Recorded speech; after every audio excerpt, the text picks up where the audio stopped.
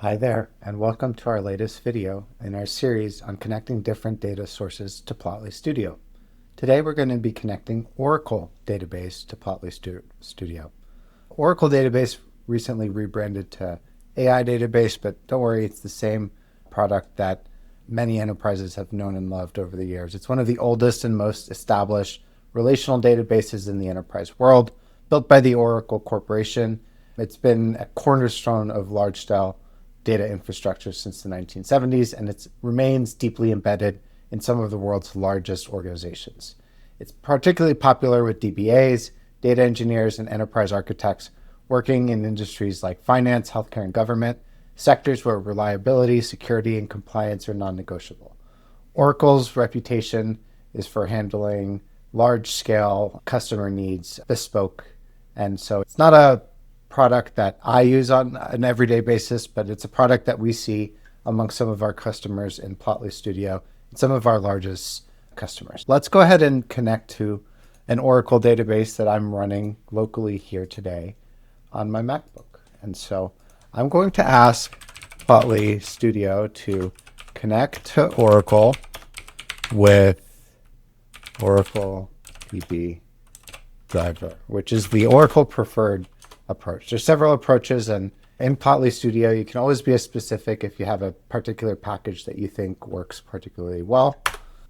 And so it's going to generate a credentials form. And so I'm going to provide my host, my username, my password, and my service name.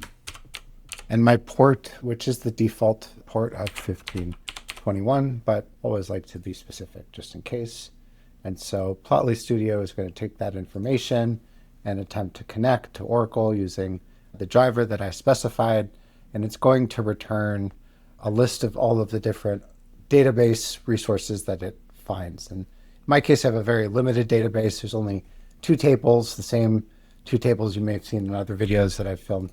And so I'm going to pull the one that I really like to work with, which is the SNOWTEL weather data.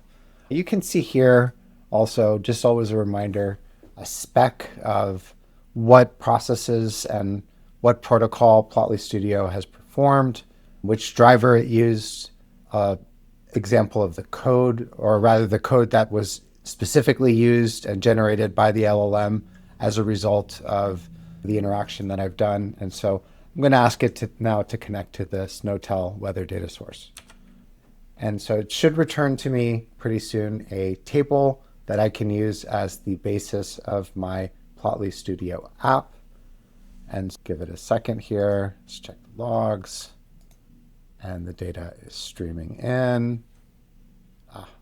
It got a little grumpy because I didn't put exactly the table name, but it adjusted.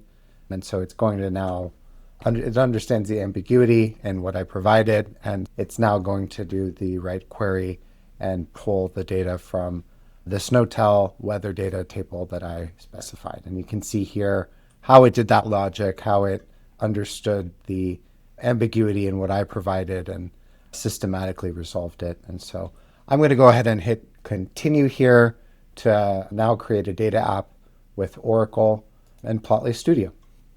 And as this app starts to build, I want to thank you again for watching this video on connecting Plotly Studio with Oracle. We can't wait to see you connect Plotly Studio with Oracle. We can't wait to see what you build with the two together.